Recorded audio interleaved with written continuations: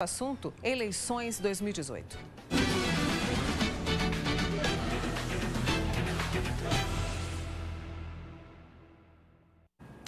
Em Uberlândia, a votação na manhã de ontem foi muito tranquila, viu, no período da manhã. Foram poucas ocorrências e as filas estavam pequenas.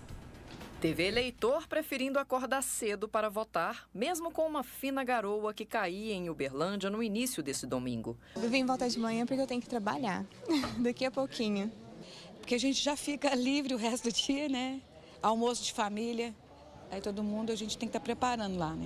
465.767 eleitores foram às urnas para escolher os representantes nos cargos de governador do estado mineiro e o presidente da República nos próximos 4 anos. Vamos votar, né? É importante. É importante. Exercer a cidadania, né? Não tem preguiça, não. Faço questão. Diferente do primeiro turno, aqui na Escola Estadual Professora Juvenília Ferreira dos Santos, no bairro Luizotti de Freitas, os eleitores não encontraram tumulto. Pequenas filas se formavam nas portas das sessões eleitorais e, no caso desta, era só o eleitor chegar, se apresentar e fazer o seu voto. Realmente, esse segundo turno está bem mais tranquilo, não tem nenhuma demora, até porque pela quantidade de candidatos, né? Então, bem tranquilo mesmo. Maria Helena fez o recomendado. Quis usar o aplicativo Eleitor, mas na dúvida se a internet funcionaria, também levou o título de papel. 10 segundos foram suficientes para registrar os escolhidos neste pleito. Foi rapidinho, né? Foi rapidinho. Temos que participar, né? Temos que dar nosso voto, tem que dar nossa opinião, né? Uberlândia é o maior colégio eleitoral do Triângulo Mineiro e 53% dos votantes são mulheres. Nesse segundo turno, 6.000 mesários foram convocados e, segundo o técnico do Judiciário, mais de 150 não compareceram para trabalhar e foram substituídos. No início da votação, alguns problemas foram registrados. Algumas situações pontuais, uma impressora que não imprime, uma bateria que está descarregada na urna, um presidente, um mesário tem dificuldade em encontrar o material que está dentro da caixa e ele não localiza, coisas simples. O número de eleitores registrados nas sessões eleitorais da Universidade Federal de Uberlândia, do campus Santa Mônica, é o maior da cidade. Por lá, havia mais movimento no meio da manhã. Um fluxo nas rampas de acesso para as salas de votação, mas na entrada delas, filas discretas. Eustáquio demorou 20 minutos para votar. Muito pouco. Em relação ao primeiro turno, como é que foi? Ou o senhor não votou no primeiro? Eu acredito que o segundo foi mais tranquilo. Cumprindo a minha obrigação, né? Como cidadão. Mas é uma obrigação ou é um direito? Como é que o senhor encara isso? Com certeza é um direito. Mas tem também aqueles que não moram aqui e precisaram justificar a ausência na cidade em que o título é cadastrado. Na seção 266, pelo menos 6 pessoas até às 10 horas da manhã já tinham feito o registro. As mesmas pessoas que vieram no mesmo turno justificar nessa sessão, elas retornaram agora no segundo turno. Geralmente vem acompanhando a esposa, o marido ou algum parente, aí a outra pessoa vem votar e eles já vêm e justificam. Na parte da tarde também não foi diferente. Pouco movimento nos locais de votação. Mas teve gente que quase chegou atrasado para votar, viu? No período da tarde, as eleições foram tranquilas em Uberlândia. Nos locais de votação, poucas filas. Na Escola Estadual de Uberlândia, o movimento foi pequeno. Eu cheguei da fazenda agora, estava aproveitando o final de semana, né? E aí agora eu cheguei e vou cumprir minha obrigação aqui, né? Dona Sirlene, de 75 anos, tinha desistido de votar, mas decidiu voltar às urnas. Aí meu irmão também, não, você não vai ficar sem votar não, você vai votar. Eu falei, então vamos lá. Na Escola Estadual Américo René Janete, pouca gente também. Quando se aproximava das 5 horas da tarde, teve eleitor chegando, como a Isabela, que estava viajando. Não abriu mão de votar e aproveitou os últimos minutos para exercer a cidadania. Corri, cheguei a tempo agora, no finalzinho vim votar. É isso. É importante exercer o direito de voto, né? Ah, é sim, com certeza. É um direito que a gente lutou tanto para adquirir, né? Então, hoje eu vim aqui fazer a minha parte. Em Patos de Minas, a votação foi tranquila também no segundo turno. Mesmo com o tempo fechado, durante boa parte do domingo, os eleitores foram votar. Faço questão sim, porque a gente é cidadão, né? Tem que ver se melhora, né? Fazer sua parte, dar seu voto. Minha parte, né? Dar meu voto, né? Para Deus iluminar, né? O voto é a única maneira, né? Que a gente pode, sabe como é que é? ter um candidato que faça aquilo que a gente gosta. A gente tem que querer sempre mudança, né? E é através do voto, né, que a gente vai conseguir fazer alguma coisa pelo país, né? E dessa vez foi mais rápido, não teve filas nas sessões de votação. Em pouquíssimo tempo o eleitor votou. No primeiro turno, 31 eleitores alegaram não ter conseguido concluir a votação. Agora não teve nenhuma reclamação. Sem registros de grandes ocorrências, tudo dentro da normalidade. Nada de muito relevante aconteceu no que toca à normalidade dos trabalhos da Justiça Eleitoral. Aqui em Patos de Minas, o segundo turno foi bem mais tranquilo que o primeiro. Não teve nenhum crime eleitoral registrado pela PM, ocorrências apenas de urnas substituídas, e foram pouquíssimas. Tivemos apenas uma apreensão de alguns adesivos que estavam colados na parede de um educandário aqui da cidade. No mais, foi muito tranquilo aqui o desenrolar, né, do policiamento ligado às eleições. Patos tinha mais de 110 mil eleitores aptos para votar nesse segundo turno. Os primeiros envelopes com os dados das urnas chegaram ao cartório eleitoral minutos depois do encerramento da votação. Por volta de 8 horas da noite, 100% das urnas já estavam apuradas. E em Uberaba, a maioria dos eleitores preferiu votar pela manhã. À tarde, os locais de votação estavam praticamente vazios. Os passos são curtos, mas não impedem a Dona Maria de Lourdes de exercer a cidadania. Toda vida eu fui boa política. E aí a senhora faz questão de votar? Faço questão. Lucas e Sâmia são namorados e vieram juntos votar. Exercer a cidadania, né? Colocar as ideias que a gente acredita aí para frente, né? Para melhorar nosso país, e é isso. Agora, Sâmia, como é que é na hora de discutir política a dois? É difícil? A gente discutiu bastante. Eu tenho algumas opiniões divergentes da dele, então foi muito legal para a troca de ideias, né? A gente cresceu juntos, né? Em Uberaba, o clima neste segundo turno das eleições foi bastante tranquilo. Aqui, a maioria da população resolveu votar logo no início da manhã. Na parte da tarde, em muitas escolas que serviram de locais de votação, ficaram assim, praticamente vazias e sem filas. Que é o primeiro turno, né? Temos uma lista maior de candidatos que, querendo ou não, gasta um pouco mais de tempo, pessoas ficam perdidas, não tem uma instrução talvez necessária e acaba demorando mais, causando mais filas, mais transtornos. Até o candidato a vice-governador, Marcos Montes, trocou o horário de votação. Ele, que costuma votar às 9 horas da manhã, também preferiu a tranquilidade da tarde. O resultado é a vontade do povo, é aquilo que as urnas mostrarão. Mas a caminhada foi uma caminhada digna, uma caminhada respeitosa e, com toda certeza, muito gratificante para mim, por estar ao lado de um homem da qualidade do professor Anastasia.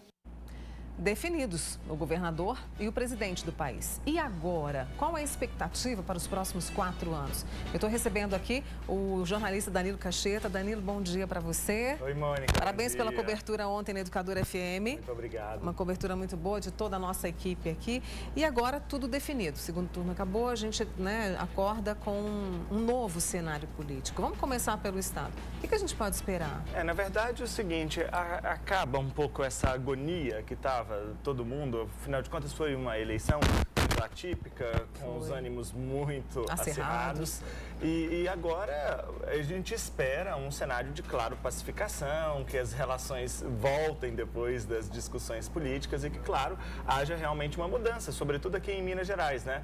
Em Minas Gerais nós vamos, claro, ter um novo presidente da República, mas também um novo governador, que nunca disputou nenhuma eleição, que não está entre os dois partidos que historicamente vem polarizando as eleições em Minas Gerais e também no Brasil, PT e PSDB.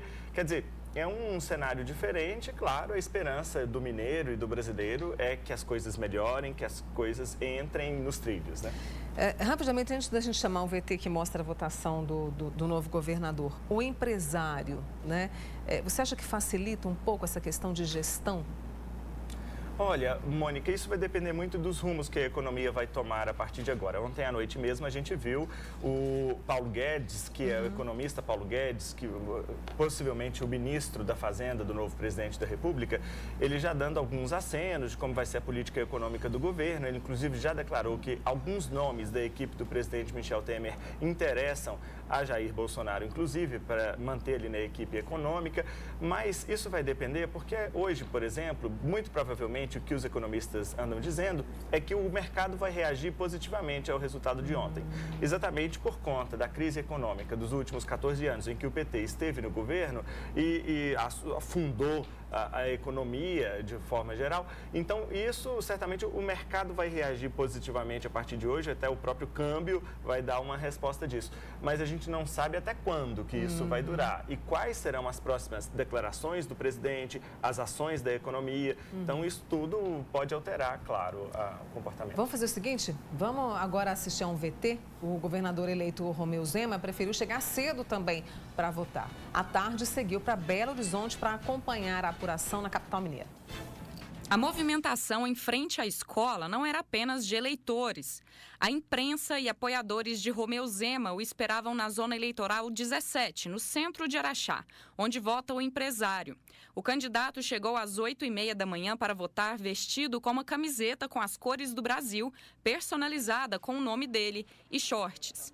Zema estava acompanhado dos pais e rodeado de seguranças. Logo, um aglomerado de pessoas cercaram o empresário.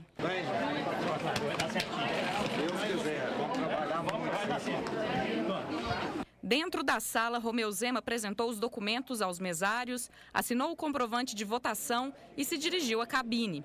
Em 10 segundos, confirmou os votos para governador e presidente do Brasil. Após a votação, Romeu Zema deu uma breve declaração à imprensa, ressaltando principalmente o número de cidades mineiras que visitou e o baixo custo da campanha comparado com os demais candidatos. Zema também criticou a campanha de Antônia Anastasia. Nós vamos demonstrar que essa nova maneira de fazer política, sem estar agredindo o outro, sem estar mentindo, sem estar criando fatos falsos, como foram feitos aí exaustivamente nos últimos 20 dias, é o caminho que nós temos de adotar no Brasil e é o que vai nos levar para um Estado e para um país melhor. O candidato do Partido Novo também comentou sobre a equipe que trabalhará a partir de 2019. Vou ter um secretariado totalmente profissional, porque estou sendo eleito sem ter o rabo preso com ninguém.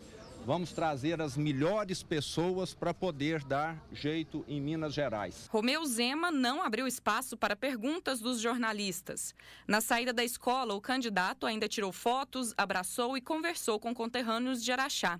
Depois foi para a casa dos pais, até seguir para Belo Horizonte, onde vai acompanhar a apuração da votação. Então eu quero ser, e junto com o meu partido aí, esse agente de mudança que vai nos levar com toda certeza para um lugar melhor. Não sou Deus, não sou herói, não sou o salvador da pátria, mas trabalho muito e vou me cercar das melhores pessoas para poder fazermos aquilo que tiver ao meu alcance.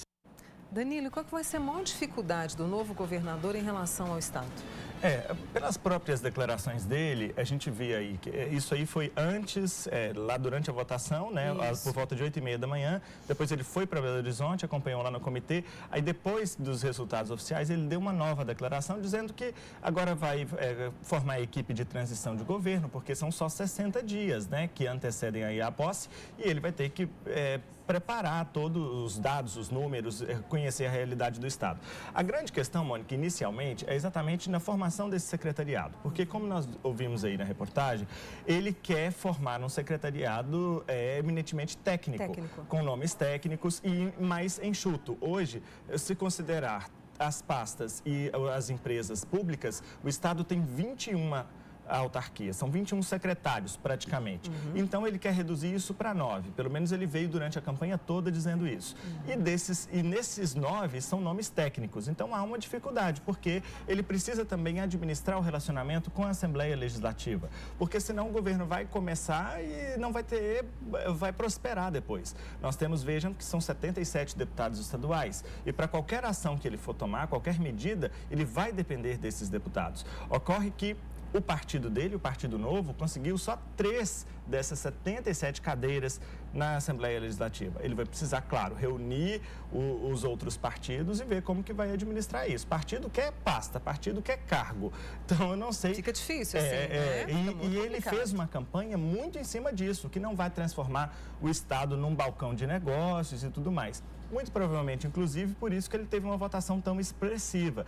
Veja, Mônica, por exemplo, que a derrota do senador Antônio Anastasia foi tão acachapante que ele conseguiu a proeza de ter menos votos que teve no primeiro turno. Então, no primeiro turno, onde você tinha o governador Fernando Pimentel tentando a reeleição e outros candidatos, o professor Antônio Anastasia teve 2.813.000 votos. Agora, no segundo turno, quando eram só 2 candidatos, ele teve 2.734.000. Quer dizer, ele teve quase 100.000 votos a menos do que no primeiro turno. Quer dizer, nem quem votou nele no primeiro turno manteve o voto. E o mais interessante disso tudo é o seguinte... Os votos, os 2 milhões de votos que o governador Fernando Pimentel teve, nenhum desses votos, pelo visto, foi para Anastasia, né? Porque ele perdeu votos. Então, a gente teve um índice de abstenção de 23%. E mais 20 de brancos e nulos, o eleitor mineiro preferiu nem ir à urna do que ter que votar em um dos dois, nessa fatia. No caso, muito forte, o eleitor do PT, que não queria escolher nem entre Zema, nem entre Anastasia. Agora, a outra parte do eleitorado do PT foi toda para Romeu Zema. Então, eles apostaram tudo ali, porque mais de 70% de votos válidos é um número expressivíssimo, né?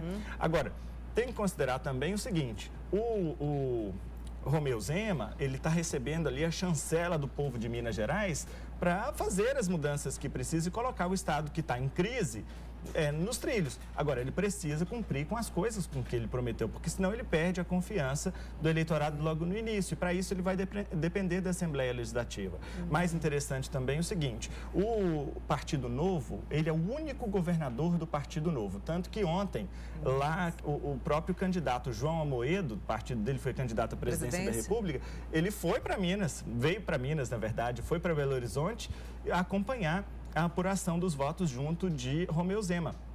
Quer dizer, o Partido Novo, claro, está muito preocupado com essa gestão dele aqui no Estado, porque vai servir como uma espécie de vitrine. Ou o Partido Novo engrena e ele tem uma boa gestão e o Partido Novo vai conseguir mostrar isso para o resto do país, dentro das propostas do partido, ou então o partido vai morrer ali mesmo no nascedouro. Olha que responsabilidade, olha que peso, né? Porque querendo ou não é um peso. Vamos fazer o seguinte, vamos fazer um intervalo aqui para o Danilo tomar mais um bocadinho de café, você também. Já já a gente volta falando mais sobre as eleições na região. E ainda hoje a gente tem uma conversa sobre gota, essa doença que dói tanto. E você sabia que a água pode ajudar a evitar a doença? Eu volto daqui a pouco com você. De volta com Danilo Cacheta e deixa eu trazer uma informação para vocês, né? O número de eleitores em Uberlândia mais de 465 mil, mas nós tivemos uma abstenção muito alta na cidade. Deveriam ter ido, né? Não foram todos esses que compareceram às urnas, porque o comparecimento foi de pouco mais de 330 mil eleitores, uma abstenção aí maior do que 20%, uma abstenção altíssima, quer dizer, as pessoas nem quiseram ir participar e muitos dos que foram ainda votaram branco e nulo, quer dizer, foram, mas também não participaram efetivamente, porque a Justiça Eleitoral só considera os votos válidos. Né? A gente tem Romeu Zema, que é da região do Triângulo, né, aqui do Alto Paranaíba, Araxá. E como é que fica essa ligação do Triângulo, do Alto Paranaíba, com a capital agora? Ter uma pessoa, um nome da região, isso facilita? E como é que fica em relação a Uberlândia, né? Porque o prefeito Adelmo apoiou a Anastasia. Mônica, na verdade é o seguinte, é muito bom, claro, para Uberlândia e, aliás, é muito bom para a região ter, né, um governador que não seja lá da capital, né? Porque os outros foram da capital, os outros, tirando, claro, o governador Rondon Pacheco, que era aqui de Uberlândia também, mas nós temos os governadores lá da capital. Agora, a grande questão é a seguinte, o prefeito Adelmo, ele apoiou, de fato, o senador Anastasia, exatamente pela relação de amizade, proximidade que eles tinham, mas esse apoio nem foi um apoio assim tão firme. Tão efetivo. No final do segundo turno, aliás, no final do primeiro turno, o prefeito Adelmo, inclusive, deu algumas declarações dando acenos que poderia caminhar com a Anastasia. Aliás, com o Zema, exatamente por conta daquela questão envolvendo a candidatura da mulher dele, que foi candidata a vice na chapa de Rodrigo Pacheco, mas depois desistiram da candidatura, ela acabou sobrando e foi candidata a deputada federal. Quer dizer, não foi um apoio confortável que o Odelmo estava tendo com o professor Anastasia. Ontem, inclusive, depois da apuração dos votos, nós conversamos com ele na Rádio Educadora FM e ele disse o seguinte, que olha, vai procurar, claro, o governador eleito para trazer as coisas para Uberlândia, mas que ele está consciente de que nesse primeiro momento a grande questão é colocar o Estado em dia, então ele não está contando muito com isso, porque não adianta, ele vai ter que tomar conhecimento das coisas, vai ter que colocar as contas em dia, e não é uma tarefa que seja muito fácil assim a curto prazo. Agora, a grande questão da região, e eu acho importante a gente destacar, foi o seguinte, você viu aí a votação que o Zema teve em Uberlândia, 86%, quer dizer, a população de Uberlândia deu a ele a chancela para ele governar o Estado. E na cidade dele, Araxá, a votação dele foi de mais de 95%. Quer dizer, o eleitor de Araxá, conterrâneo de Zema, foi bem fiel a ele, diferentemente do eleitor de Uberaba, que largou o deputado federal Marcos Montes, que era candidato a vice de Antônio Anastasia, e até desconsiderou isso, porque também deu um apoio maciço na casa de mais de 80% para Romeu Zema. O curioso é que o deputado Marcos Montes, que já foi prefeito de Uberaba, é deputado por várias legislaturas, ele tinha praticamente a cadeira na Câmara dos Deputados garantida. Então, ele assumiu o risco de ser vice na chapa de Anastasia, porque naquele momento em que ele assumiu, era um cenário extremamente confortável, porque o senador Anastasia liderava todas as pesquisas de intenção de voto e acabou agora ficando sem mandato. Muito bem, agora a gente passa para a presidência da República. Muita gente foi ontem ao Parque do Sabiá, em Uberlândia, para comemorar a vitória do candidato eleito Jair Bolsonaro. O estacionamento do estádio Parque do Sabiá foi o local escolhido pelos eleitores de Uberlândia para comemorar a vitória de Jair Bolsonaro. Antes mesmo da conquista ser anunciada oficialmente, as pessoas já se concentravam em torno do trio elétrico. Abençoar agora, tudo vai mudar. Representa a mudança, um novo governo, uma nova política, um país feliz, que é isso que todo mundo quer. Não vou deixar só por conta do presidente, não. Todo mundo tem que entrar e ajudar e mudar o hábito. Aí o Brasil vai para frente, aí dá certo. Segundo os organizadores, 5.000 pessoas estiveram presentes. Para a Polícia Militar, de 3 a 4.000 pessoas. De volta no estúdio com Danilo Cacheta. Jair Bolsonaro eleito presidente com 55% dos votos. Como é que fica essa, como as pessoas disseram, mudança? Bom, é realmente uma incógnita, nós vamos aguardar, mas há essa esperança da população. Veja aí que eles foram para a rua comemorar, e isso não foi só aqui em Uberlândia, em todo o país. Rio de Janeiro também estava lotado por lá, as pessoas comemorando, claro, a cidade dele. Mas a grande questão é essa que a gente disse, de como que vai ser o cenário da economia, como que a economia vai se comportar. Num primeiro momento vai reagir positivamente, mas esse primeiro momento, isso vai durar até quando? É o que a gente não sabe. Ontem, o presidente eleito Jair Bolsonaro deu uma declaração e ao que parece, vai ser um governo muito diferente dos que nós tivemos, inclusive com o próprio trato à imprensa, o trato ao público, porque veja que antes de falar à imprensa, ele primeiro foi às redes sociais. Ele fez uma declaração pelo Facebook, que aliás foi a grande arma dele durante essas eleições. Ele contou muito com a internet, com o Facebook, sobretudo no primeiro turno, quando ele não tinha espaço nenhum no rádio e na televisão. Então ele usou muito da internet, o Facebook e o WhatsApp e tudo mais, para poder propagar as ideias dele. O que ocorre? Então, ele está privilegiando esse público dele que está lá no Facebook. Então, ontem, a primeira declaração que ele deu após a vitória foi exatamente pelo Facebook, depois que ele foi atender a imprensa. Então, a gente percebe que ele tem aquele discurso, primeiro ele começou com a oração, mencionou o bispo lá do Rio, arcebispo do Rio de Janeiro, que deu apoio a ele também no discurso, a coligação dele, a campanha dele, chamava Deus acima de todos, Brasil acima de tudo. Então, quer dizer, ele está levando ainda esse discurso da questão de Deus, da construção da família. E isso, de certa forma, foi o que o povo gostaria, né? Queria e tudo mais. Mas vamos acompanhar. E como é que fica essa questão também do apoio, né? Para que ele possa fazer, enfim, colocar os seus projetos em prática? Olha, Mônica, isso vai depender agora um pouco de como que vai se comportar a oposição. Claro que a votação de Fernando Haddad também foi uma votação expressiva, né? Mais de 40% dos votos. Quer dizer, o PT teve muito voto no país. Então, isso fortalece o partido para tentar ali disputar a liderança da oposição. Então, a oposição a Jair Bolsonaro no Congresso Nacional vai ser muito forte, mas ele ainda está num cenário mais confortável do que aqui no Estado. Porque o partido dele, o PSL, foi o partido que mais fez cadeiras na Câmara dos Deputados. Quer dizer, ele está num cenário mais confortável e agora a gente sabe que quando o presidente é eleito, é que os partidos vão começando a se movimentar. Então, o próprio PSDB é um partido que está todo rachado, tem metade com o Bolsonaro, metade que não apoiou o Bolsonaro nem ninguém, porque também não apoiam o PT. Então, a gente vai ver mudanças significativas, né, nos próximos anos. Tem que ver como que vai ser esse cenário aí, sobretudo na Câmara dos Deputados, né? Vamos voltar a conversar mais sobre isso? É sempre muito bom te receber para que você traga todas essas informações para os nossos amigos que acordam cedinho, tem o pão de queijo, tem o café para poder falar sobre, né, eleição. Obrigada, viu, Danilo? Mônica, bom dia para você, bom dia a todos. Tá? Muito bem.